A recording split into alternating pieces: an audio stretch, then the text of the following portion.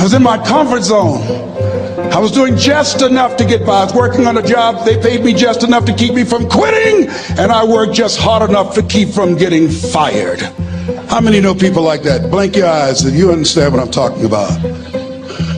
I was parked. I knew I could do more. But when my mama died, it took something out of me.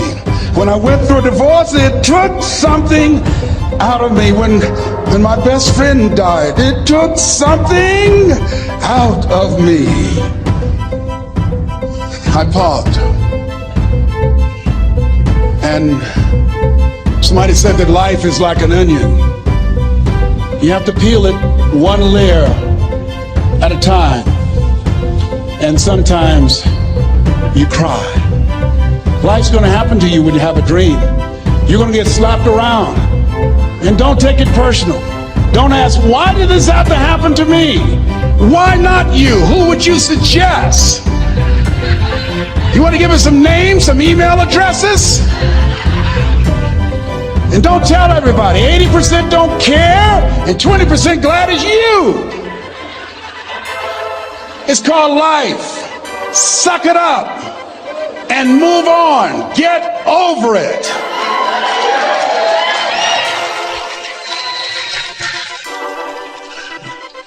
It happens to everybody. Here's the other thing: is you look at your goals and look at your dreams.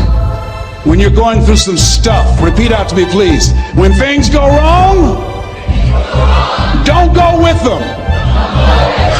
Yes, write that down. When things go wrong, don't go with them. When you're working on a business deal, you're counting on some money. Someone said you will get the loan, and it falls through. You have an event, and the people that you thought would be there and support you, they don't come through. Or someone turns against you, or you get ripped off. It's going to happen to you. Happened to me. Someone stole all my products.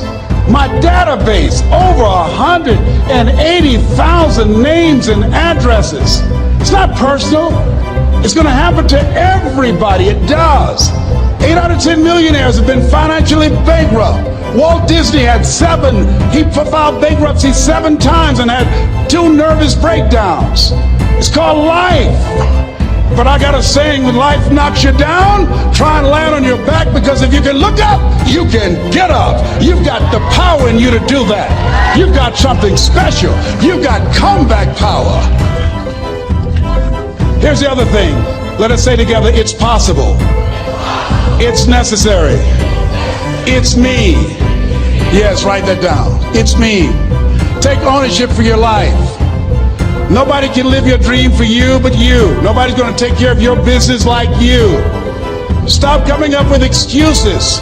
Don't give yourself permission to continue to live a small life.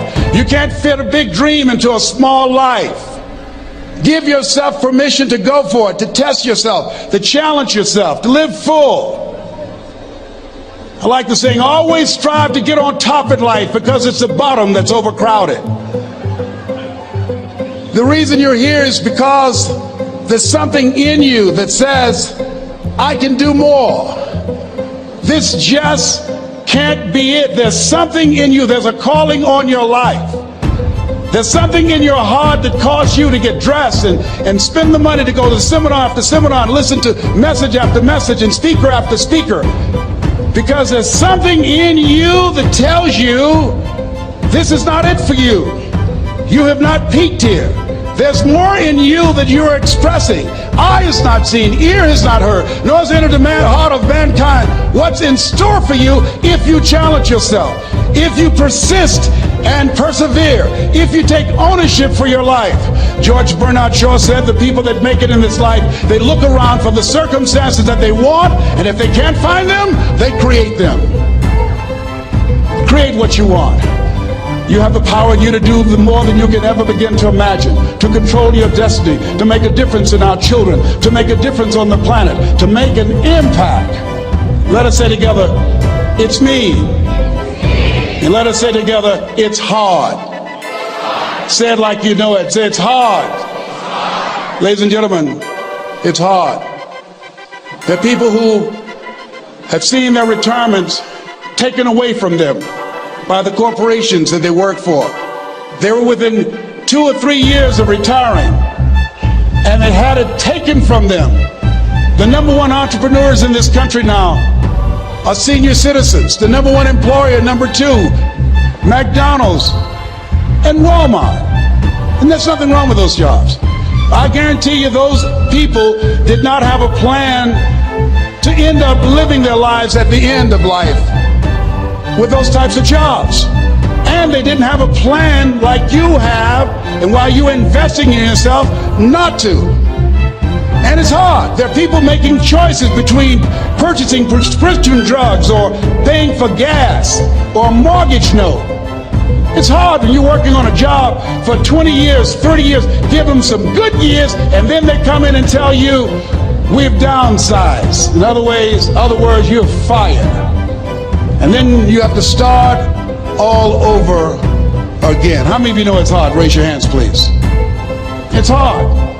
And it's not fair. One of the things I like about T. Harv is he talks about work and investing in yourself. It's not fair when people are going up against that kind of stuff to tell them just think positive and be enthusiastic and everything will work out all right. Ain't that kind of party. It's hard. Life will put some knots on your head. I bought my first home for my mother. I was rushing, didn't know what I was doing, and I bought a home that had a lien against it. And they called me, Mr. Brown, yes, there's a lien against your property. We need $55,000 if you're going to stay there. Wait a minute, sir. I just bought this home. The guy told me there were no liens against it. I'm not the one that owe you the money. You should have checked that out, Mr. Brown. Come on. I called my attorney. We followed up. Yes, Les, there's a lien against the property. But he told me there were no liens. He lied, obviously. Oh, my God. He told me he wanted to help me because he admired the fact that I was buying this home for my mother and that he was adopted, and he identified with me. Les, he suckered you. He played you, man. So what? Well, would they take payment arrangements? What about $5,000 a month? They want all the money, Les. They want all the money, or you're going to have to get out. The house is going up for sheriff's sale. Do you have it? No, I don't have it. Can they give me some time? Tell them to give me 3 months, please. Give me 3 months. My mother's in her 70s, man. She has a bad heart. Don't do this to me. This is my dream. Don't do this, man. Please, let me talk to them.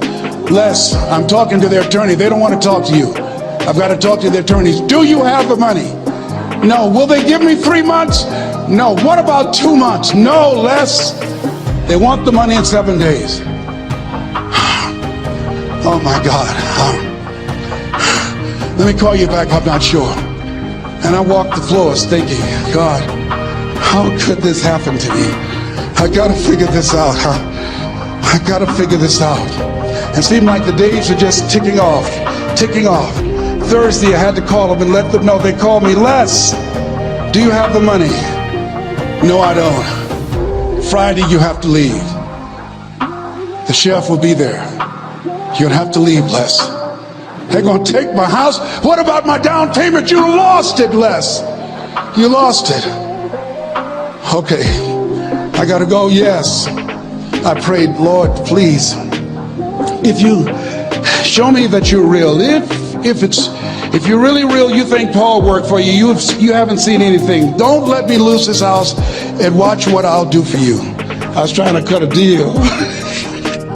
Have you ever tried to cut a deal?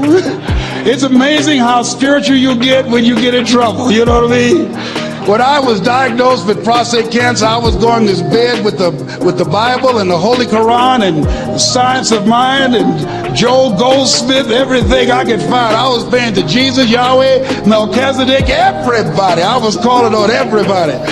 It's amazing.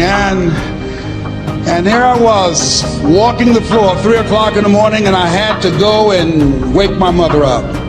I got on my knees and I said, Mama, I said, I need you to wake up. She said, what's wrong, Wesley? I can hear you walking back and forth. I'm not asleep, son. I said, there's something I need to tell you.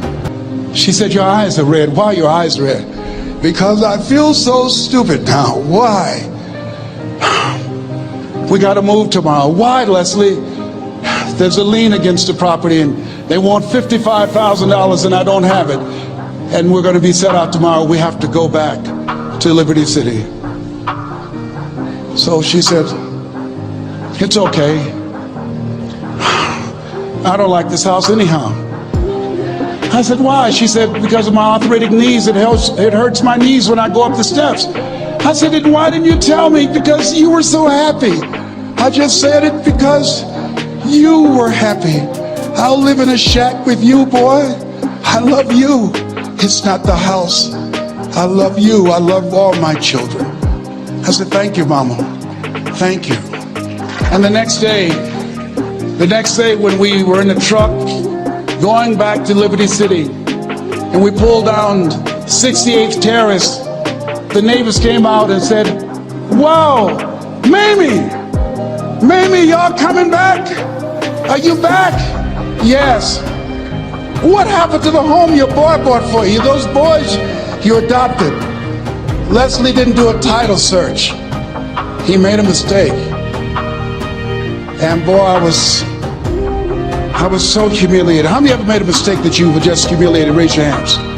I was devastated. I was taking the furniture off the truck and my mother came and I was crying and she said, boy, I said, yes, ma'am. She said, hold your head up. I said, Mama, I can't. She said, hold your head up. I said, why? Look what I've done. She said, it's okay. It's okay. You are going to make a lot of mistakes in life, young man. You're going to fail your way to success. You have nothing to be ashamed of. Get your head up and take that furniture back in the house. I said, yes, ma'am. And I learned something from that. If you ever go through something, hold your head up. If you ever make a mistake, hold your head up. If you ever do something and everything goes wrong, life catch you on the blind side, hold your head up. It's not over. Goethe said,